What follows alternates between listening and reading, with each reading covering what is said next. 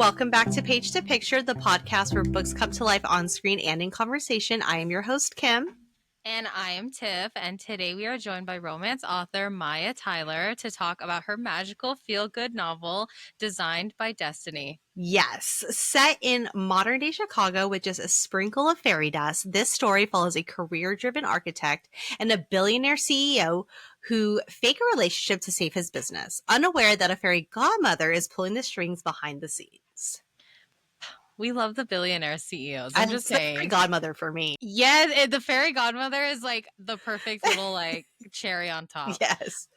Yeah, it's a cozy contemporary romance filled with charm, witty banter, second chances, and just enough magic to keep you believing in happily ever after. Yes, and join us in welcoming Maya Tyler to the podcast. Yay! I'd love to read that book that you were talking about. She said, I don't know what that is, but I'd love to read it. She's like, whose book are we talking about? Yeah, I know. You made it sound so wonderful. And I mean... No, it's such a good... I've never read a billionaire CEO love trope kind of book before. Okay. So to read it was... I never thought I would like a kind of book like that, but I actually do. And then just to top it off, the fairy godmother, like, that's what it was for me. That was like, I'm sold on this. Yeah. It was very, very good. Love it. And it's refreshing for the billionaire CEO like trope, because I've read a couple of those, and like this one is very refreshing because it has that fairy godmother like little twist to it, and it like keeps you on your toes, and I'm like, yeah, give me more. I'm a fan. Definitely. We are going to start with talking about your writing and the creative process. So we believe that every author has an origin story. We want to know what yours is. What inspired you to start writing? I guess it's probably very similar to a lot of other authors. I was writing as a kid, always, I love to read. So that kind of leans into writing, and it starts off with, poetry and short stories and that kind of thing. And I wanted to write a novel, always wanted to write a novel. And it would be, you'd start off writing something and it'd be like, this is great. And then you get to that point where, this is terrible. And sometimes you keep going and sometimes you stop. And a lot of times I was just, this is terrible, and I would stop. So I have like, a zillion unfinished novels everywhere. But then, then, you get that moment where it's just, life is short. And if I really want to do this, I have to do it. So I wrote a novella. So that was shorter. It was, less intimidating than a full-length novel. And then I published it. And that was back in 2014. And then once I wrote one, which it was easier to do the second one. And then I wrote a novel, a whole 50K. And I went from there. So it was just, the love of reading, the love of writing, and, the dream of publishing a novel, which is just, beyond. And then I sat down and I did it. She's like, just do it. Yeah. I mean, seriously, you have to get over yourself. Like, you get in your own way. And because everyone, even when you write a book, your 10th book, your 100th book, it's just, you get so far and you're like, this is stupid. And then you realize, well, maybe it is, or maybe it isn't. But, and finish it. And a lot of times you see writing advice is a first draft just has to exist. Yeah. So I love it. Yeah. I love an origin story. I know. Me too. Now we're going to talk about your work. How would you describe your book to someone who hasn't read it yet? I would definitely say it's a non-angsty contemporary romance with a dash of magic. And then if anyone was interested in learning more, I would say the tropes are fake relationship, obviously. We have afraid to commit, wrong side of the tracks, workplace romance, those kinds of things. And then I would also add triggers, because triggers seem to be a big thing right now. Teen romance, just the way it happened, if that's not your thing. And also there is workplace harassment, non-lethal gun violence, and there's also racism and classism. Yeah. Honestly, even with the trigger warnings, it's like right up my alley. Yeah, Like, this is like my type of book. You know what I mean? Like, I really enjoyed it. Like, I feel like if this book was like translated to like a movie or show, I would watch it like over and over again. Do you know what I mean? Yep. I would too. It's my thing as well, obviously. And it's just kind of the way it developed and that sort of thing. I didn't set out to plan those things in the plot and in the story. It's just that's how it evolved on its own.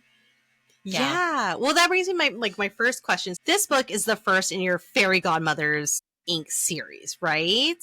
What sparked the idea of like a fairy godmother working behind the scenes in like a modern world?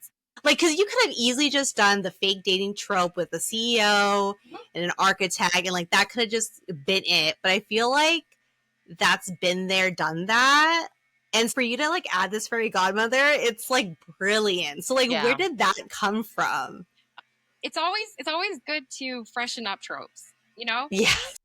Because I think tropes are very important for setting expectations for readers. If I'm looking for a book and I'm looking for a fake relationship, which I love that trope, but it's the same as you've read in the last like 5 fake relationships you've read. I mean, it's a little tired, so you want to mix it up. And the Fairy Godmothers actually came from a series I wrote called The Magicals. And I had a Fairy Godmother in one of their books. I introduced the Fairy Godmother. And she had a redemption arc. And this is why she decided with 2 of her friends to form this company, who I called Fairy Godmothers Incorporated. Actually, oh my gosh. It's the fun thing too is FGI is actually their initials. It's like FBI. Yeah. Fairy Godmothers Incorporated. Yes. Faye for the F. G is Ginger. And I is Irene, but they call her Rainy. So they actually took her initials and then also made it a working acronym to Fairy Godmothers Incorporated. So yeah. They all have a backstory. They all have a very, interesting where they came from, their origin stories. The one in this one, Faye, she had an arranged marriage back in France. She escaped a political nightmare. And she wanted to make it up for people who her brother, who was in charge of the fairy court in France, had hurt.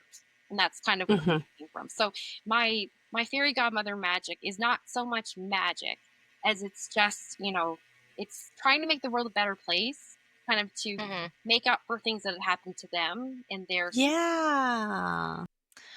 I love that so Isn't much. It just so good. It's so good. It's fresh. So good. Like, I love it.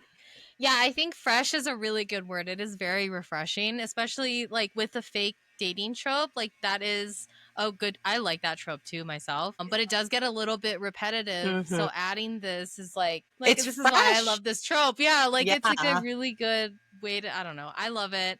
But yeah, so you use that fake relationship trope in very good way and very fresh. What is it about that trope that you love the most? Because like, I love the trope. It leans in to fun and games, right? Yeah. It's a lot of lying. It's a lot of pretending. It's a lot of, you kind of blur the lines between, I'm pretending to like you and then I actually like you. So it's just fun to watch, and it's fun to watch like the relationship basically unravels until they actually fall in love. And so it's just that's always so exciting when they finally realize that they like actually like each other. You're just like, I've been waiting for this moment. Yeah. Exactly. Literally. So it's a little bit different than a slow burn because they pretend right away. So you're kind of in the middle of the action until, they catch up to where you already are and that they're yeah. Yeah. Yeah, because as someone that consumes that type of trope, whether it's reading it or even watching it, you're like, I caught that look. Or like, I get what you're saying. Saw the hand flex. Yeah, I get it. Like, it's good. And then it's like, they kissed. Is it a real kiss? Was it a pretend kiss? Like, it's just... Yeah, like when they're forced to kiss in front of their entire family or something. Yeah, one person says they didn't like it, but they really did like it. And then the other person liked it and was like, oh, I didn't like it either. But they liked it. Yeah. It's the best trope. It really is. Such a good trope. The magic in your book is subtle and behind the scenes. Why did you decide to go like a light touch approach rather than go like full fantasy? It's more romance with like a little fairy dust of like magic. Why didn't you go like full fantasy on this? There are two reasons. One, the first series I wrote, the Magicals, was very, very angsty. Like they're full on war. It was very complicated. There was a lot. It was pretty heavy. I covered some heavy issues in it, and I wanted something light. So this was a palate cleanser for me. Yes. And I didn't want to have like a lot of times magic has a price, right? So you wish, but then it turns on you like the monkey's paw, right? And I didn't want there to be a cost. I wanted it to be more like, I'm giving you a cup of coffee and there's no cost. It's just a favor. It's a paying it forward and something light and happy and just a nice happy story, except I wanted to add magic because magic is fun. Yeah, it is a good palate cleanser. I really liked this book. Like it's up my alley, and it's like a book I didn't know I needed to read, if that makes sense. Like I didn't know I needed to read this. It's really good. Yeah. You should be very proud of yourself. It's very good. I love it. Be very proud because it is a phenomenal book. If you haven't read it, read it, okay? Yes. Just saying, because we're about to talk about Bethany and Nick. Okay, I love them. What was your favorite thing about writing each of them?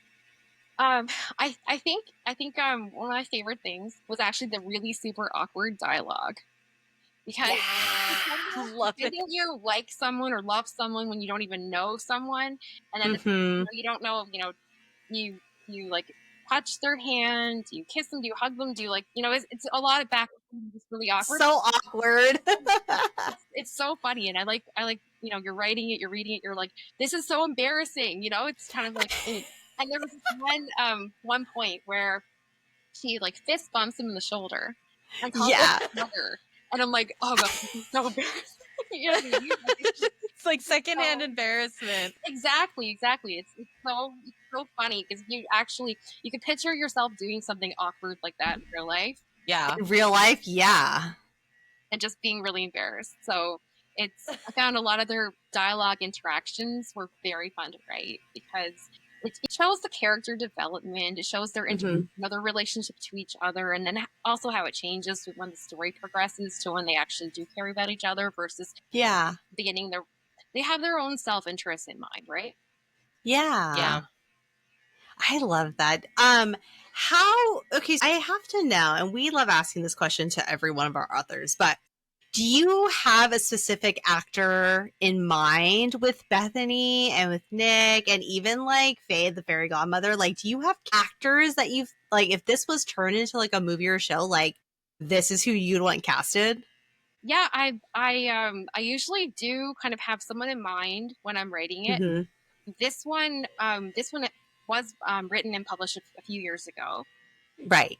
I did kind of think that you might have asked that question. You might ask that question because of the nature of your podcast. And so I Googled people who would be like, present day, because I'm looking at my characters about, mid-20s. I wanted someone who would be, contemporary to this now. So I found 2 people, and I did that today. Let me get my Google up because I gotta. Sometimes you know the person, but you don't know their name. So right. That's girl. And who you got? You might not recognize off the bat because I didn't myself. But then when I saw it compared to the pictures, I had like when I do my research, I screenshot like random people. This person matches my physical description, and then I kind of use that as a guide when I'm writing it. So who I picked for Bethany would be Halle Bailey. And you might know her from the live action Little Mermaid. The Little Mermaid that came out. I love her. Cute. So when I saw her picture, I'm like, oh my gosh, she looks just like who I picked out for Bethany. Yes. She's gorgeous. She'd be so cute and like a little, oh my god, if like Netflix picked this up or like Hulu or Prime, it'd be so cute. She would be so cute. Pictured it. Yeah. Yeah, I love it. We'll make sure to tag her. Yeah. Just we tag everybody. We tag everybody. We live in a Delulu world, but we still tag everybody. We don't care. Yeah. Why not? You know what? That's a compliment, right? Yeah. Yeah. be like, look, you guys are turning a lot of books into movies and shows. Let's pick up some other books here that you may not know about, and let's turn those in because I want to see them. Yeah, For sure, literally. for sure. There's so many possible books out there. The ideas are endless, you know. Yes. Yeah. So who I would pick for Nick is Yes. Alex Pettyfur, and you would know him as the kid from Magic Mike. Oh my We god. were just talking about him. He's in Beastly. I am number Beastly. 4. Maya, we were just talking about We were this. literally just talking about this man. Love. Yes, agreed. Love it. A fan. I love how she's like known for Magic Mike, and both Tiff and I go Beastly. Beastly. Number 4. It's funny because like I watched Magic Mike again for the third time. The dancing is so good. Yeah, there's dancing is really so, good. I mean, you know, and just the other night, and then so I'm looking up actors today, and I'm like, he looks kind of familiar. Like, where do I? My gosh, he was in Magic Mike. Yes, in Magic Mike. Like, I totally saw him dancing around. Yep, that's him. I knew it. That's our CEO. That's the man right there. Yeah. So. Do you have anybody for the godmothers, the fairy godmothers? No, actually. When I was thinking about that this morning, I didn't think about that. And then I briefly thought, you know, and then not. But maybe when I'm thinking about it now, I completely picture her as like Michelle Pfeiffer, actually. Oh my god, I love Michelle Pfeiffer. What is the movie? She's in one. When she was an Ant-Man, like the Ant-Man look she had. Yes. Yeah. Like that seems like, you know, I can see her as Faye. Have you guys seen Stardust? Yes. No. Stardust. She's in there, and she's got this like magical.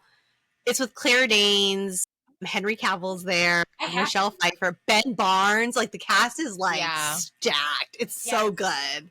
As soon as you said Claire Danes, I'm like, yep, I saw that. It's just you know, they all kind of go together. That one, for sure. That's a good one. I forgot Ben Barnes was there. I forgot Henry Cavill was there. I know. We love these men. I love them. Oh my gosh. I would totally watch that. For sure. Yeah. Netflix. If you're listening, and if you're not, we're still tagging you, so. Yeah. You should be listening. That is awesome. I like that, I approve. She's like, yes, please. Tag them and tag the actors, please. Thank you. They need to know. Let's talk about some personal reflection here. I know like earlier you kind of had your little advice, but like what is a main advice that you would give other writers, whether they're starting out, whether they're like in a slump or they've written their 10th or 50th book? Like what is the best advice that you could give to somebody? I would say read widely. So don't just read books in the genre that you write. I would like read anything, you know, and just because you don't know where you're going to get any kind of inspiration from. You don't know how. The more you read, the better you can write. Honestly, I believe that. Yeah. You can learn the craft, but I think really experiencing it by reading and by writing.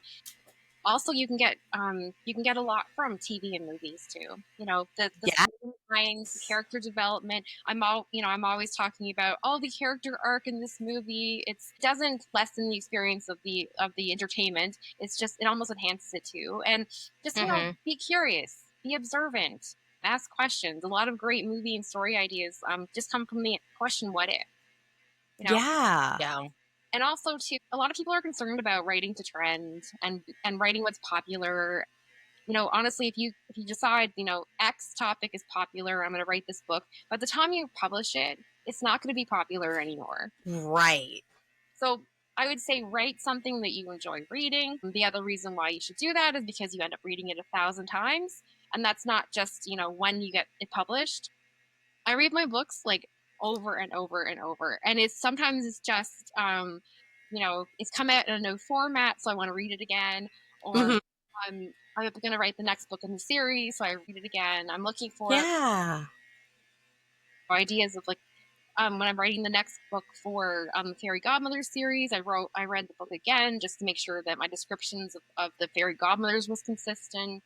Yes. Any like I talk about the crystal ball, I wanted to make sure that I had the same description of the crystal ball. I'm really like, I find details are very important. So if you're going to read your own book, like I said 1,000 times, but it's probably even 1,000,000 times. Like honestly, you know, because it's the self-editing, it's the editing process, it's like the, you know, post-publishing when you want, you know, information from it and that sort of thing. So yeah, read the book because you're going to be reading it.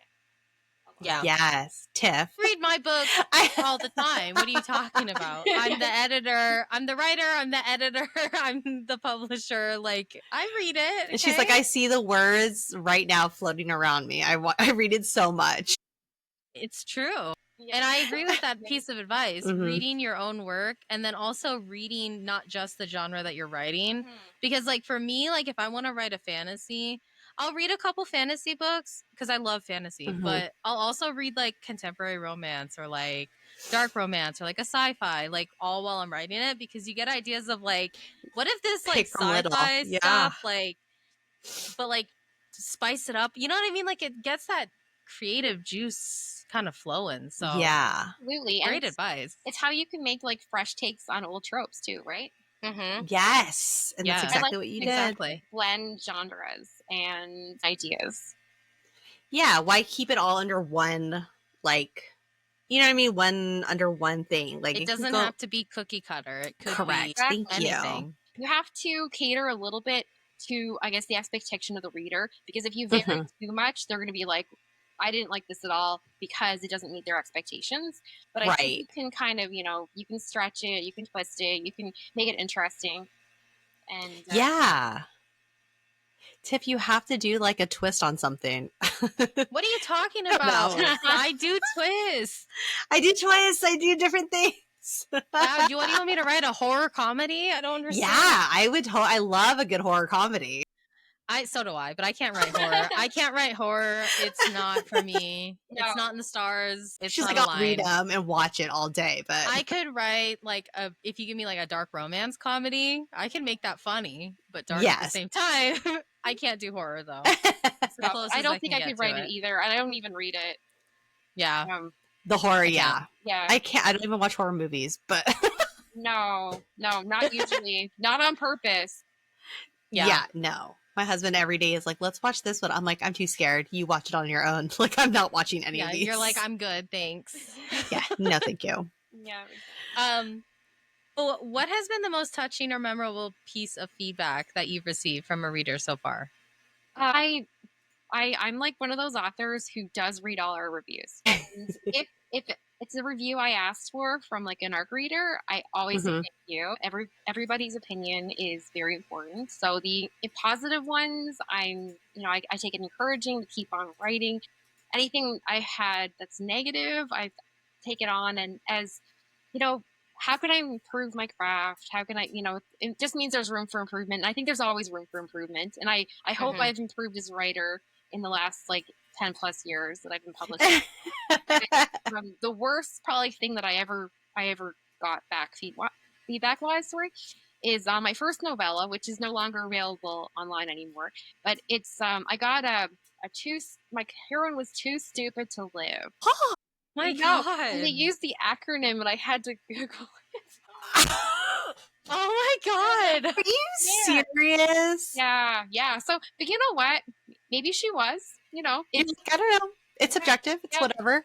For sure. And I take it with like that grain of salt, but also, maybe I looked at my future characters, like, is this a realistic thing that people would do? Are they making, so it's feedback. I incorporate it. I was sad, but she's like, it didn't make me like stop writing, but you're like, I thought about a future when I write future books. It's like in the back of my head. Is this character too stupid to live? It's like it's like one of your main questions you constantly ask yourself when you're writing. Yeah. That is so funny. I'm hoping that the other ones are not too stupid to live. Like, no, all fictional. They don't actually live. Yeah, you're like, oh my God, I can't believe somebody put that. That's wild to me. Yeah. Yep. So it was a thing that I read a book. Mm-hmm. My God. That's okay. I'm also one of those people that read reviews. Like, I'll read all of them because I do like to take that constructive feedback. And somebody said that it was like the story was like one up from a Wattpad story, and I was like, what does that mean? So now every time I'm writing, I'm like, is this giving Wattpad? Because I don't want it to give Wattpad, and I have to like change it up. So I mean, it might have been a compliment, though. I know. Well, I don't know. Her There's some emoji great didn't things look. in Her Wattpad. emoji was like I was gonna the say, face where it was like a line, you know. So it looked. It didn't look. It didn't seem. yeah. She gave me a 3 stars, so I don't know. She was like, this would have been a 2.5, but I gave it 3 because I liked the side character, and I was like, and she goes, it was giving a little bit above Wattpad, and I said, oh no. I love Wattpad. I'm not trying to write Wattpad. No, it's the 3-star review is tricky too, right? Yeah. Because Yeah. the star system for reviews is very subjective, and I've seen various like book reviewers, and they have like actually what they say are their stars and what they mean. And 3 Mhm. sometimes isn't bad for them. But Yeah. for an author to see a 3-star, it's like, you know, that's not great, right? Yeah. Unless it's explained well why you said 3 Yeah. stars. And a lot of times too, I like it that people read on vibes. So it's just, Yeah. this book made me feel great. It was a 5-star. Yes. You're like, perfect. Thank you. Yes. Yeah. The worst is probably when they put a 3 and they don't even comment. And you're They like, don't even explain themselves. so wise. For sure. Like, there was one spelling error, 3 stars. Yeah. Somebody wrote that on my review too. Yeah. They were like, this could have been a 4, but it's a 3 because I found a spelling error. And I was like, you're a beta reader. There's going to be spelling error. No, they're like, no, you should have checked it before you sent it my way. I was like, please acknowledge that this is an ARC or beta read. Yeah. Can't stress it enough. Yes. And even sometimes in published books that I've either, like, you know, mine or ones I've read, you know, they do get through those super stubborn errors that just, Mhm. they got through how many line edits, and everyone stares at it, and it's just, you know, this misspelled word, or if it was like a, you know, a run-on sentence, like, it's just, it happens. And Yes. Yeah, it happens. And you know what? That's how you know somebody actually wrote it and not AI. For We'll sure. just say Yes. that right there. Yeah. Yeah. Yes. Right there. God, that whole topic is wild because Yeah. I love the M dash, and someone was like, "You use AI," and I said, "No, I love M dashes. They're so much better than Yes. commas, Yes, and I I can do make them a too. whole. It adds flavor to the sentence. What do you mean? It does. I also am a fan of the M dash. Mm-hmm. Yeah, I was talking to some writers the other day, and they said that one of their editors was telling them that they can't use them in their book because it looks like AI wrote it. And I'm like, Isn't that crazy? it's I wild. love an M dash. It's I love an elegant. M dash. It is. Yes. It adds that like little pizzazz to the. And also, you use it properly, and they're like, you know how to use that. Yeah. Yes. Like, ooh, sometimes when I see M dashes in the books I read, I'm like, look at that. They know what they're doing here. Like, I mean, if you use an M dash 5 times in one sentence, then maybe, yeah, you're. Yeah, like in one paragraph, Wrong it's there, like, yeah. calm down. But No, exactly, Come on. exactly. It's kind of like using too many exclamation points. mm-hmm. Yeah. One of the first things I do when I'm doing a self edit is I search for those things, the commonly used words, and Yeah. the exclamation points. Like, I try to use like less than 3 in a book, but sometimes it's just like, you know, it's dialogue, or you just really want you really want to put it in. It really fits, and I'll defend it. I'll defend it to my last breath that I needed. Yeah. Like, just read it. You'll be fine. Just keep reading. Like, Yeah. don't let it bother you. Just read it. Yeah. It would be sad if we lose the M dash.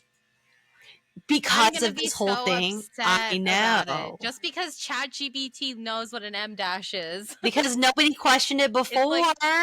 You know what I mean? Writing, yeah. Like, I learned it in school. I learned Yes. M dash in school. As soon as I learned it, I said, "This is the best thing I've ever." I love learned in my using entire it. life." Yeah, like This podcast is brought to you by the M dash. and authors that actually write. Thank you. Yes. Okay, so you've been writing for a while now. Like, what has surprised you creatively or emotionally during like your entire writing journey? I feel you will see maybe like a change or a growth from when you first started writing to where you are now. What has surprised you as a writer? You're just like, oh, like, what was I writing back then? Like, who is that person? Definitely, I hope that I've evolved as a writer. Hopefully, I've evolved as a person in those the last 10 years. Right. Because right, you were absolutely right. Like as you grow older, you mature, you change, you evolve. And I actually had a. I mean, this year I looked at my author branding again. And the author branding I established was back in 2017 after I published my first full length novel. And I'm like, okay, I've published 2 books now. I need an author brand. So I did the whole, the website and social media and all those kind of things. And I had a logo and I had a tagline and I had all these things. And then in the last year, I went, whoa, it's been a long time. Like, does it still work? Does it still apply? Yeah. I did a really super intensive author rebranding exercise in this last year. And it was incredibly interesting because I thought, I even said, like, I was having an author midlife crisis at that time because what I was writing back then, I'm like, am I still writing that now? Do I want to write about the future? And I really, it's very important for a logo and a tagline. And I want to be, at some point, I'd love to be recognized, right? It's just like, Stephen King writes horror. I want someone to say, Right. oh, this particular type of romance. Oh, that's definitely it's that kind of that recognizability. You want to kind of, So I reevaluated my brand, and it turns out I haven't changed as much as I thought, which is good. Aww. But I still want to write, what I've been writing. It's just, I kind of refined my logo and I refined my tagline. And so my old tagline was paranormal romance with a twist. And then I have my card here. I changed my logo and my tagline to Challenging Destiny, Finding True Love. Oh my God, cute. Yeah. My husband helped me make that up. It's so cute. I love it. The butterflies are so cute too. I will tell you right now, Maya, if I read other books that have like the fake dating trope, or there's even like the billionaire CEO, I will honestly be like, okay, this is cool, but have you guys read this book by Maya Taylor? Because this is where it's at. Like, I happily will like tell everybody about your book because it is so good and it's so fresh and it's such a great like palate cleanser and it's different than anything I've read and it's just like right up my alley. Love your books. Love it. And I can't wait to see what else you've got coming. I cannot wait. So I guess all my characters have something in common. They all are expected to be a certain way and they all rebel against that expectation. Yes. In order to grow and become who they are. So that's why I put in the challenges, right? Because and exceeding expectations or defying the expectations of other people, what they place on you. And that's a lot of, we all encounter that in society and in life. And in order to grow and be who you are, you have to be true to yourself, right? Yes. And then of course it's romance. So then they're going to find true love but they're not going to find that until they find themselves. Yes. I love it. I know, isn't it so great? It makes me so happy. I know, me too. It really makes me happy reading your books. Yeah, I agree, and I need more. And speaking of more, what's next for you? Are there any more books that you're working on, or what's I know, next release for you? dates, I want to know. what's going on, girl? What do we got going on? Well, book 2 of the Fairy Godmothers Incorporated series is currently in the editing stage with my publisher. Yeah. The book is called Formula for Fate, and I'm expecting it to come out in the fall. I don't have a date yet, but I love the fall reads. I know, oh my gosh. And this particular series is a planned trilogy.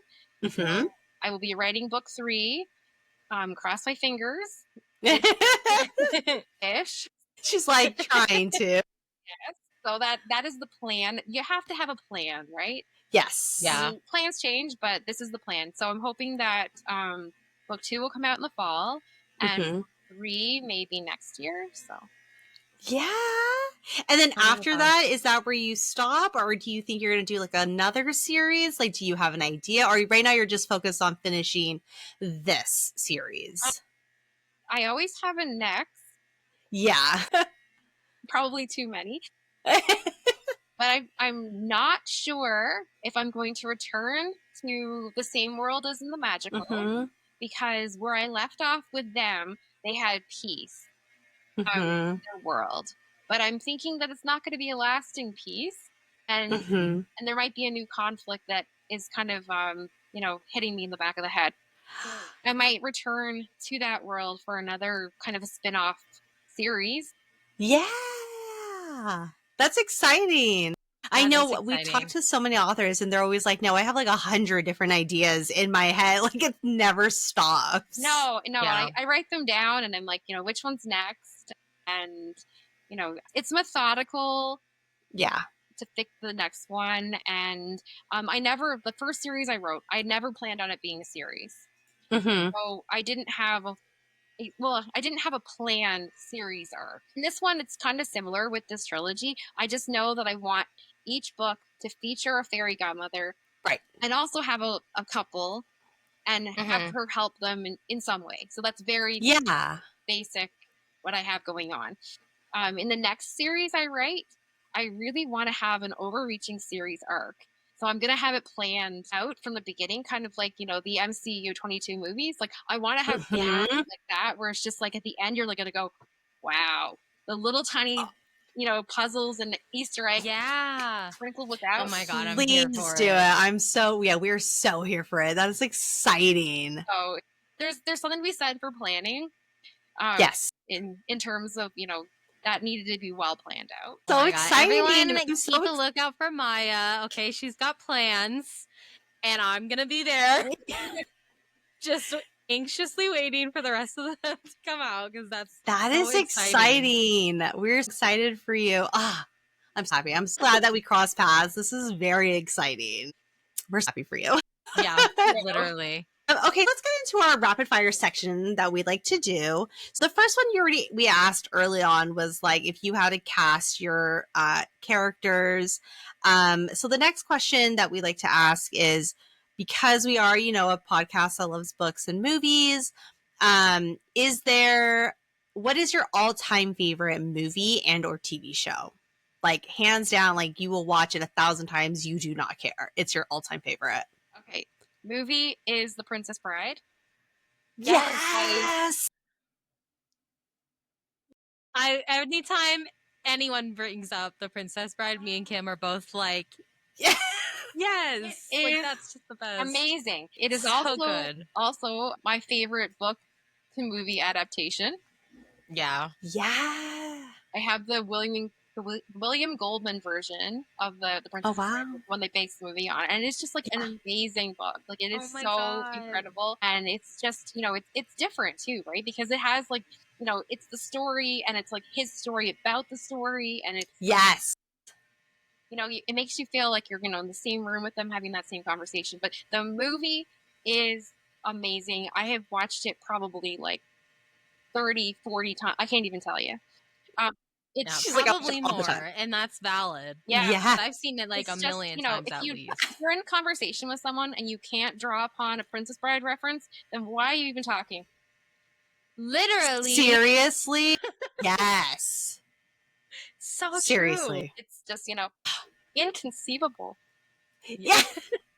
I can't resist. It's so good. That's Age myself, but I have it on DVD.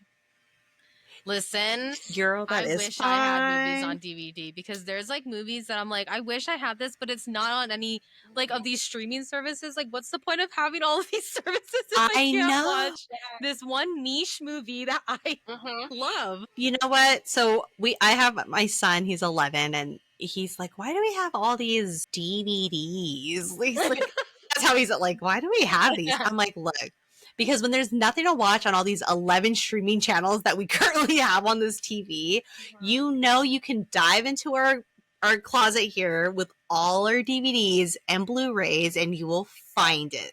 You will find the movie. Like, it's fine.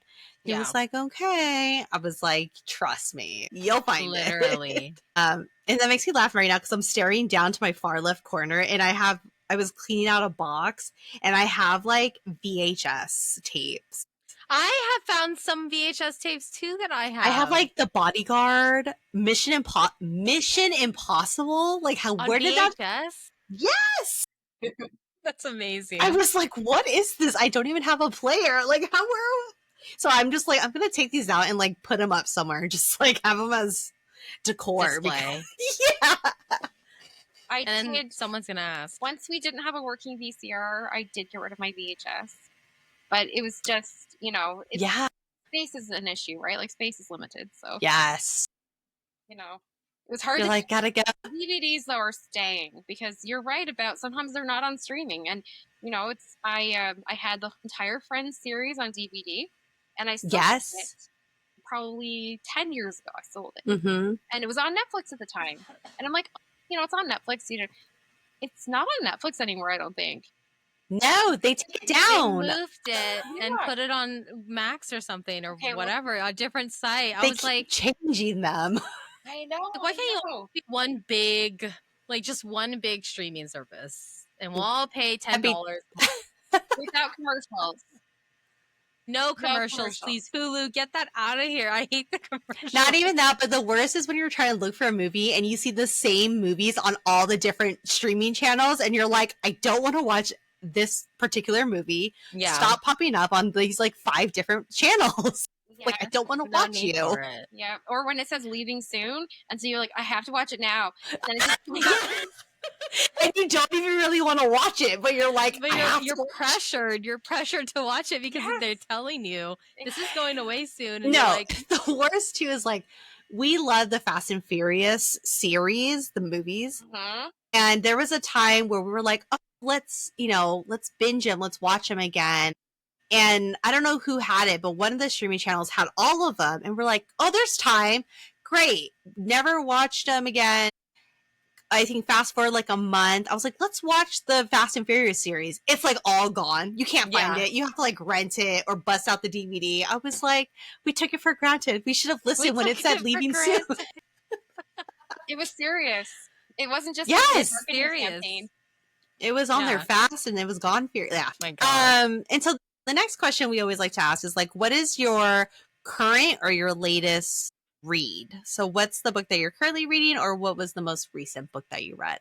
I just finished one last night. I haven't had a chance to start another one. So it's My Bestie's Ex by Piper Rain. I think that was pulling up my good reads. No, hold on. My Bestie's Ex. Wait, who is it by? Is it this Rooftop Crew book? Yes. Yeah. It's a 3-book series, so I need to start book 2 now. Okay, obsessed with the. I'm also a fan of the cover. And I just finished it last night, and it was good. I was kind of busy this week, so it took me 3 days to read it, which is a long time for me, but it was good. This person's name sounds so familiar. Where do I know this name? Mr. Broody, the Nest series. That's what she writes. It's Mr. Swoony. It's a hockey series. Oh, I've seen those. I was like, why is this name so familiar? It's bothering me, and I'm scrolling down. I'm like, duh. I've read these by Mr. Swoony, Mr. Broody, and Mr. Heartbreaker. Oh my God. The Nest series. No, her books are actually really good. Yeah. But this one I really enjoy. I love the cover. Yeah, I like the cover of the Rival Roomies. Hello? I'm looking at it. I need Which to walk one? away. The Rival Roomies. That cover is amazing. Oh, yeah. Oh, she does a lot of little series. The Collar Brothers. This is fun. I'm going to add it to my TBR list. Thank you very much. So that's exactly what I did. Story, not story. Yeah, let me add this to my non-ending TBR list. Yeah, my TBR just grows forever and ever. Mm-hmm. I almost want to do a wheel of choose my next book with my TBR list. Pick my book, please. Sure. For sure. No, I've it's tried that. I'm a vibe reader. Yeah. I can't. If I like, if I do the wheel and it picks something, then I'm like, You're like, never mind. I don't want to I read that. don't want to read that right now. but then you know that you don't want to read it, which kind of Yes. down. So it's It kind of narrows like, it down. you know, if you're at a restaurant and there are too many menu options, I'm like, I'm an eeny, meeny, miny, mower. And then if you pick the one that you didn't really want and you're like, oh, I don't really want that, then you know. Yes. See, So the wheel good. can work for everybody. Any purpose. Exactly. Any You can do purpose. that online. You can just make your own wheel. And Yes. my 15-year-old does that for decisions we have to make, like, you know, what movie we're gonna watch, what game we're gonna play. We'll put it in this little wheel and they'll spin around. I love that. I'm going to start it. doing that. It's fun. I really am. I love it. Tiff, we have to do it. For what? Anything. She's like, we have to do it. Let's spin the wheel to figure out what we'll use the wheel for. There you go. Okay, perfect. The wheel knows. Yes, the wheel knows. All. That's the hashtag of the podcast. The wheel knows all. They're gonna be like, I have to watch this to see what they're talking about. I They're don't like, know what what they're wheel? talking about.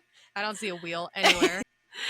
Let's do this rapid fire this or that. Fake relationship or enemies to lovers? Fake relationship. Yes. Yeah. Fairy godmother or witchy best friend? Fairy godmother, because I'm in the zone with the fairy godmother. Yeah. Yeah, she's in that vibe. She is. Slow burn romance or insta love? Gosh, I love hate a slow burn. I love hate it. I'm like, get together already. Yeah. Literally. But it's tough. It's tough to find. Yeah. I'm still gonna read it and I might even write it. Yeah. She's like writing it. She's like, why is it taking so long for you guys to get together? She's the one writing it. She's the author. I hate this. Oh my god, I love it. Physical book or ebook? Gosh.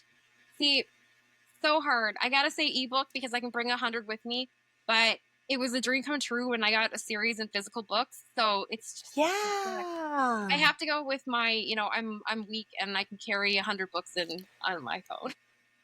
Yeah. On the phone, yeah.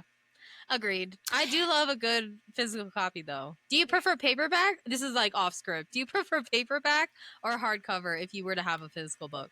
If I'm gonna collect books, I'm like a particular series. I'm super particular about that. And I'm gonna go with I can't remember not the mass market paperbacks, but the ones that are bigger. Oh my god, I just had a complete brain fart. Like the special edition paper or hardcovers? It's like a little different than just like the matte, right? It's just like something paperback for sure over cover, but not mass market. So. Yes, I get what you're saying. You're like, it's got to be special, like a one of a kind of book. Because, you know, it's a collection. And that's the good thing about physical books too. Like they're like trophies, so you can put them on your shelf and say, "I read that." Yeah. Or I will read that. Yeah. Don't look at me, my books. Don't look at me. That's why I'm covered. I have a covering here because it'll just show all the books that I have, and you're gonna ask if I read it, and I'm probably gonna say no. I know. People are like, oh my god. They're like, you've read all these books? I'm like, if that's what you want to think, sure. I've read some. No. Yeah. But I do plan on reading them. Same. But then there's the books I've read like 10 times. Yeah. So, yes. Yeah, there's like the books Don't judge us on that either. We reread them. That's fine too. Exactly. It's very comforting to read the same. Yeah, it's like watching your favorite TV show. Exactly. Over and over again. Yeah. Okay. So, yeah, I agree. I need to really read these books. I say that as I add to my TBR list. What? She's like, joking aside, I should read them at some point in my life. Yeah. And I just told Tiff to bring me a book. She's coming here tomorrow. And I was like, will you bring me that book? Because you're done reading it. I don't know how long I'm going to read that book for. It's a thick book. I know. It's the Elsie Silver one. Oh, Wild Love. It's so hard starting like either a very long series or a very long book. Yes. Yeah.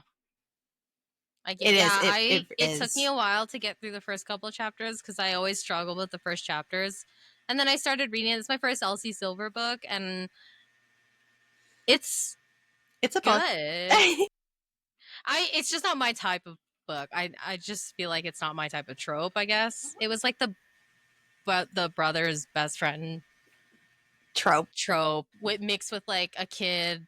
It was weird. I was like, there's a lot going on here. But it's okay. It's good. Not every story is for every person. And I think that if I see that as a review, like that's very valid because, you know, the same people, like, you know, not everyone's going to like the same movie or the same music or the same book. It's just, you know, it's not anything against the creator of it, the artist. It's, you know, that wasn't for me. That wasn't my trope. That wasn't character. They just, you know, that kind of thing. So the book was excellently written, but I didn't like it because it wasn't for me. Yeah, like I loved the banter and everything, and I know Kim will love it because I feel like this is more up Kim's alley than mine.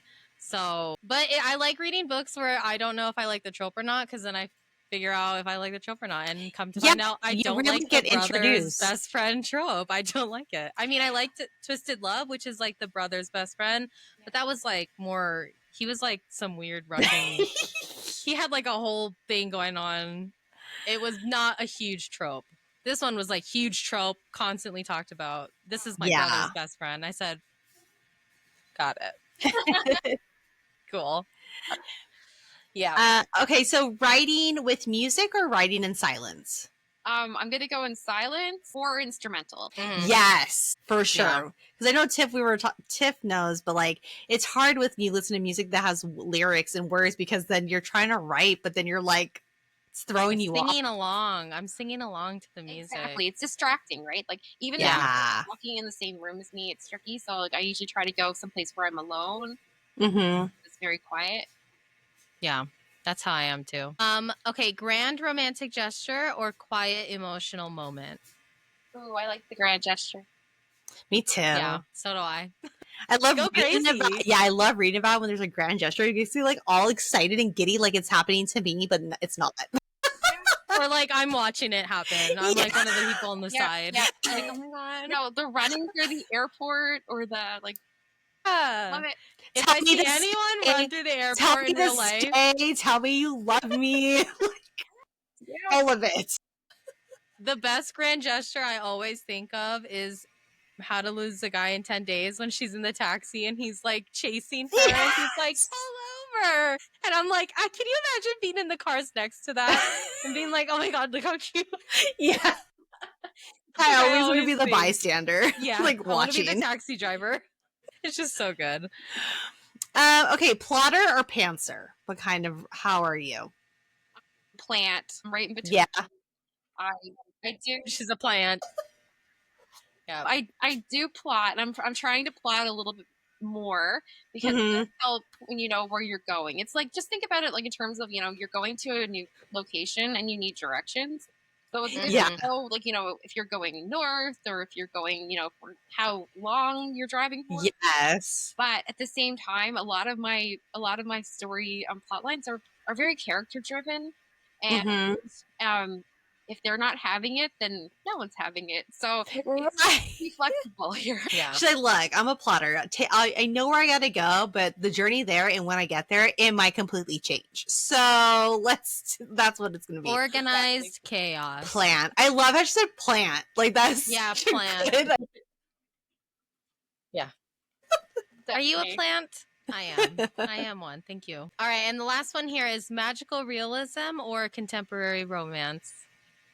I have to go magical realism because magic, and I think, you know, honestly, we do have magic in our world. It's just not like, you know, it's not spells and things like that, but there's magic in real life, and I like to show it in my books. Yeah.